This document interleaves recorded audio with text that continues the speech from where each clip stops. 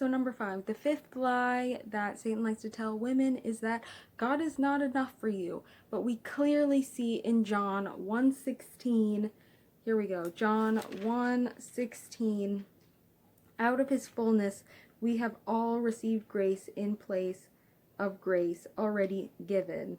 So there we can see that God is enough.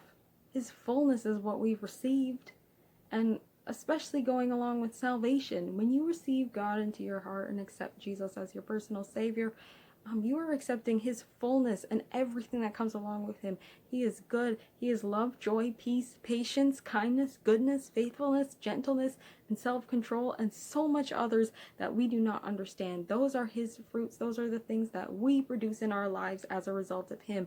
We receive his fullness and his grace and his forgiveness and his redemption, his freedom, his beauty, all of that, his character. We receive all of that when we understand salvation and have accepted him into our hearts.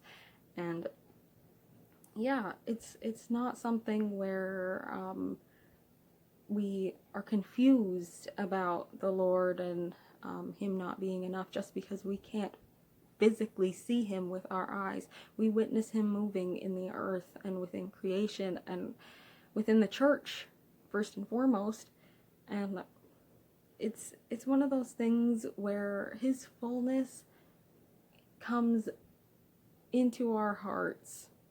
It comes into our hearts, and we are able to understand it there first within our hearts, and then as we understand it within our hearts, it comes out into the world, and everyone else is able to experience his fullness as well. And his fullness is good, and it's great. He is enough for you. He's enough for me.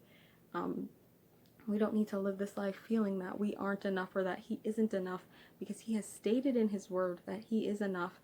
And if you will just let him work in your life and let him shower you with all his love and his grace and redemption and all those things I listed before, if you will let him do that in your life, you will experience his fullness to the most full.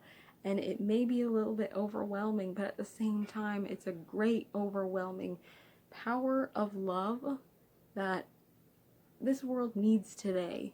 God is enough for you and me.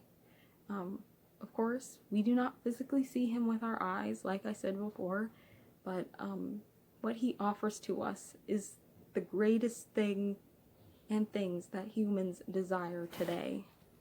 And then another verse that I want to share going along with that is Ephesians 1:18.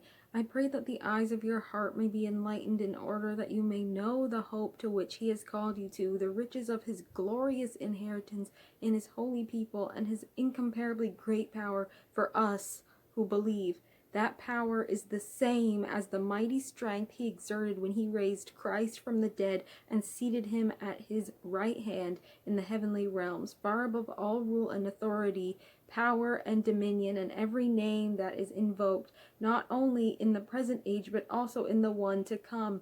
And God placed all things under his feet, appointed him to be head over everything for the church, which is his body, the fullness of him who fills everything in every way. And that portion there, Ephesians 1:18 through 23, really reminded me of the song that says, the same power that rose Jesus from the grave lives in us. That's taking on his fullness. That whole portion of power that he has is in us as believers. That is in us, and nothing can stand against it.